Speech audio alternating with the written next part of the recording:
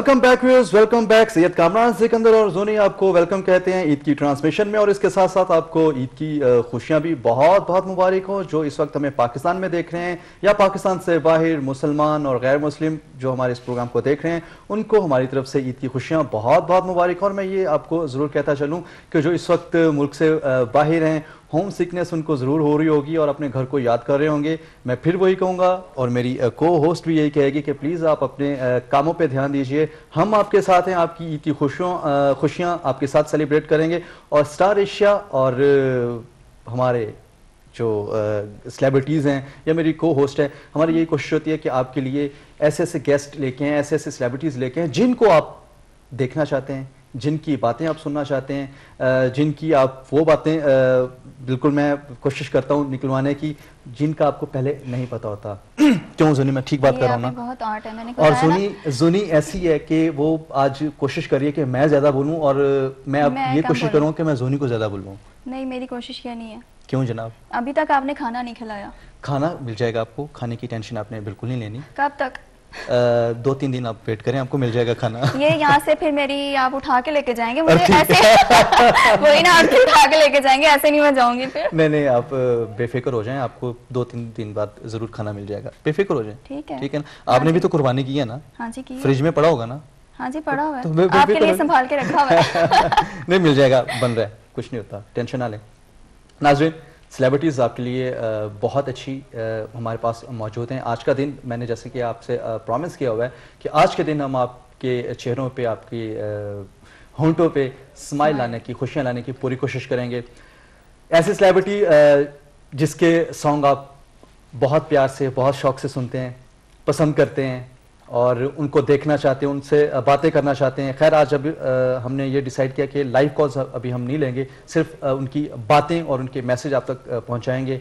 और उस सेलिब्रिटी की तारीफ जितनी की जाए उतनी कम है, क्योंकि उसने बहुत कम अरसे में, बहुत कम एज में अपना वो मकाम बनाया जो कि बहुत कम सिंगर्स बना पाते हैं। उसने शोहरत की बुलंदियों को छुआ और अभी तक वो उसी बुलंदियों पे हैं। पाकिस्तान का ना सिर्फ नाम रोशन किया, बल्कि पाकिस्तानी अवाम का, पाकिस्तानी लोगों का नाम रोशन पूरी दुनिया में किया। म्यूज़िक के हवाले से इस इंडस्ट्री को सर्व कर रही हैं और इंशाल्लाह हमारी उनके साथ बेस्ट विशेज़ हैं कि इसी तरह, इसी लगन के साथ वो काम करती रहें और इसी तरह गाती रहें और शुरू में रहें। और थोड़ी सी मगरूर हैं, मगरूर होना नहीं चाहिए, मगरूर होना नहीं चाहिए। आपने सस्पेंस खत्म कर दिया तो आप इतनी देर कर रहे हैं ना, हमारे नाज़रीन एक्साइटेड होते हैं। मगरूर होते हैं ना सिंगर्स, हाँ मगरूर होते हैं, हाँ, लेकिन वो रियल मगरूर हैं और मगरूर के साथ लैला भी हैं। ठीक है, हाँ, तो आप बिल्कुल समझ गए होंगे कि वन एंड ओनली नगमाना जाफरी हमारी सेलिब्रिटी इस वक्त हमारे साथ मौजूद हैं। अस्सलाम वालेकुम और ईद मुबारक। वालेकुम अस्सलाम, आपको भी बहुत बहुत ईद मुबारक हो और हमारे देखने वाले जितने व्यूअर्स हैं उनको भी मेरी तरफ से दिली ईद मुबारक हो। और मेरे ख्याल में वो कुर्बानी वगैरह कर चुके होंगे, हाँ, गोश्त खा चुके होंगे, तो मेरा हिस्सा भी जरूर रखिएगा आप। अच्छा, आपने घरों में जाके कलेक्ट कर रहा है? अच्छा, घरों में जाएंगे। नगमा, ठीक है ना, हम आपको नगमा कह सकते हैं। बिल्कुल नगमा कह सकते हैं, निक नेम है। बड़ा आपने म्यूजिकली नाम रखा हुआ है, ये वाकई पेरेंट्स ने रखा है या आपने यहाँ पे? नहीं, पेरेंट्स नहीं रखा है। और बाजूकात जो नाम आपकी पर्सनैलिटी के साथ मैच कर गया, नाम ऐसा होता है बाजूकात के वो बिल्कुल आपकी पर्सनैलिटी के साथ मैच हो जाता है और आप वही बन जाते हैं, क्योंकि इसका मतलब भी कुछ ऐसा ही है मेरे नाम का। और जब उन्होंने नाम रखा था, ये तो कतई नहीं सोचा था कि मैं प्रोफेशनल सिंगर बनूंगी, क्योंकि जो मेरे फादर हैं उनका ताल्लुक एजुकेशन डिपार्टमेंट से है, डायरेक्टर एजुकेशन वो रह चुके हैं। अच्छा, तो आपको तो अच्छी तरह पता है, जो एजुकेशन में बंदा होगा कभी भी नहीं चाहेगा कि शो बिजनेस में उनकी बेटी आए। अच्छा, क्योंकि वो मियाँ वाली के रहने वाले हैं और यानी कि बड़े कंजर्वेटिव थे ज़हनी तौर पर। लेकिन ये कि मेरी जो वालदा थी और मेरा भाई वो लिबरल ज़हन के मालिक थे, तो उन्होंने मुझे बहुत सपोर्ट किया और उन्होंने कहा कि अब काफी जमाना है, उसको आगे लेके आओ।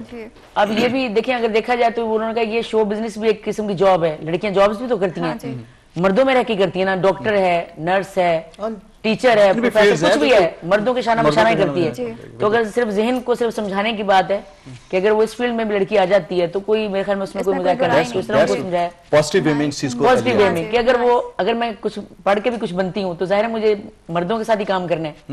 तो अगर ना पढ़ के मैं सिंगर बन जाऊं तो ये ज्यादा अच्छा, इसका मतलब है आप इतना ज्यादा नहीं पढ़ी हैं? नहीं, मैं बहुत कम एज में एजुकेशन को खैर बात कह के आ गई थी। अच्छा अच्छा। और इसका रंज यानी कि मुझे भी वैसे तो है नहीं, तो कोई नहीं, अभी उम्र नहीं गई, अभी भी पढ़ सकते हैं। नहीं वो ठीक है, लेकिन मुझे जो तालीम बेसिक्स चाहिए ना, बेसिक्स इंसान को जिंदगी गुजारने, वो तो मिल गई ना। वो मैं समझती हूँ कि वो ये तालीम नहीं है जो किताबें पढ़ के हम इम्तिहान पास करते हैं। जो तालीम मैंने पढ़ ली है ना, लोगों के चेहरे पढ़कर, वो तालीम बहुत मुश्किल से किसी इंसान को नसीब होती है। चेहरों पे बात हो रही है जनाब, चेहरों की अगर बात की जाए तो एक और हमारे पास बहुत खूबसूरत और बहुत अच्छा चेहरा है, और वो चेहरा ऐसा है कि upcoming new talent, new singer अपनी एल्बम पे काम कर रही हैं, वो वीडियोस पे काम हो रहा है, कुछ वीडियोस उनकी पाइपलाइन पे हैं, और बहुत जल्द आप डिफरेंट चैनल्स पे उनकी वीडियोस देखेंगे। आवाज़ बहुत अच्छी है, चेहरा बहुत अच्छा है, और वो चेहरा है हमारे साथ रोमा। मिस रोमा। रोमा कैसी हैं आप? मैं ठीक हूँ, आप सुनाएं। ईद की खुशियाँ बहुत बहुत मुबारक हो आपको भी। और कैसा लगा आज हमारे साथ ईद सेलिब्रेट करना? हमारे बहुत अच्छा लग रहा है। आई थिंक छोटी ईद पे भी हम इकट्ठे ही थे, रागनी भी थी। हाँ, मैं मिस कर रही हूँ रागनी की छोटी बहन नाज़िन, ये मैं आपको जरूर बताता नहीं है। ये नहीं आपने बताना था, छोटी बहन देखिए ऐसे नहीं करती। ओह माय गॉड, सॉरी छोटे बड़े का बिल्कुल जिक्र करना है, ठीक है ना? ये ठीक बात है। वेरी सॉरी यार, प्लीज। नहीं मैं उनको मना लूंगी, वो नहीं नाराज। ठीक है, नाराज तो नहीं ना होगी? नहीं। मैं अपने अल्फाज वापस लेता हूँ। रागनी की जुड़वा बहन है नाज़िन। ये आप देखो, सच्चाई ना बोली जाए ना, सारी सच्चाई बोल रहे हैं आप तो। अच्छा, अब नाज़िन आपने नोट कर लिया होगा कि 3 लड़कियों में मैं एक लड़का हूँ, तो अभी भी अगर मैं ज्यादा बोलता हूँ ना, अपना दिल खुश करें तो इनको करने दे प्लीज। हाँ जी, अभी भी लड़का है। मेरे कहने का मकसद ये है कि अभी मुझे इतना ज्यादा आप क्यों बोलने का मौका दे रही हैं? अब आप खुद बातें करें, मुझे कुछ थोड़ा सा सुकून दें आप। अच्छा ये बताएं, पहले हम ये सबसे पहले पूछते हैं आपका स्टार क्या है? आज थोड़ा सा हम भी जरा दोनों मिलके ना, अच्छा आप होस्ट बन जाए। ये तो हमारे बहुत इंटरव्यूज ले चुके हैं, अब जरा हम भी। अच्छा ये बताएं कि आपका स्टार क्या है? लियो। और आपका? लियो। आपका? ओह माय गॉड, मेरा भी लियो है। तो ये इतने शेर, और ये 2 शेरनियां, एक शेर और ओह माय गॉड एक एक्वेरियस शरीफ सा अंदर बच्चा, एक वो जो है बड़ा मासूम। अच्छा, लेकिन एक्वेरियस की से बनती है लियो। हाँ नहीं, ये बात है, चारों दोस्त हाँ, बिल्कुल, ये चारों दोस्त बैठे हुए। वाह वाह वाह। तो मुझे ये बताएं कि लियो जो है मर्द जो है, सुना है कि बड़ा आशिक मिजाज होता है। आपको किसने कह दिया? लियो मर्द आशिक मिजाज होता है, लड़की शरीफ है।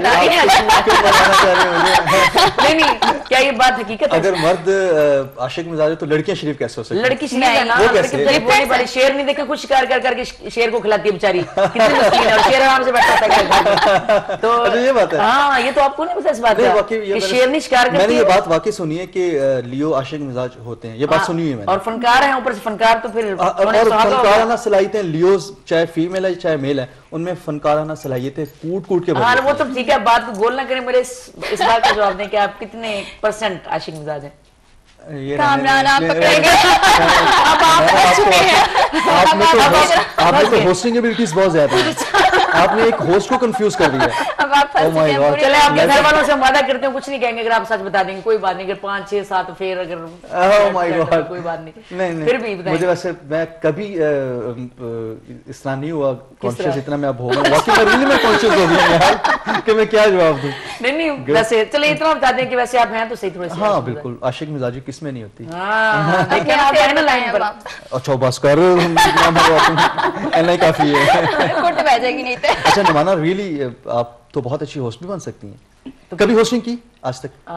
होस्टिंग तो नहीं की, एक दफा शो किया था टेलीविजन पर, उसमें ये था कि मैंने खुद ही होस्टिंग की थी और खुद ही अपने सॉन्ग सुनाए थे, खुद ही अपने बारे में बताया, खुद ही हर यानी कि अपने कैरियर का स्टार्टिंग पीरियड, और फिर अपनी जो हर्डल्स आई मेरी जिंदगी में, और जो मुझे परेशानियां यानी कि लाहक हुई, यानी कि जो पूरा सफर है ना बचपन से लेके अब तक का, वो खुद ही मैंने बयान किया। उसमें मेरे कोई 10 के करीब सॉन्ग्स थे, ठीक है, और वो तकरीबन परफॉर्म किए सारे आपने? हाँ जी, खुद किया। तो लोगों ने कहा कि बहुत अच्छा तुमने, हमें उम्मीद नहीं थी कि तुम ये कर लोगी, क्योंकि एक सिंगर आपको पता है वो होस्टिंग से जरा दूर ही होता है। मगरूर लैला के अलावा आपका वो एक और गाना भी बहुत हिट हुआ था, गोली।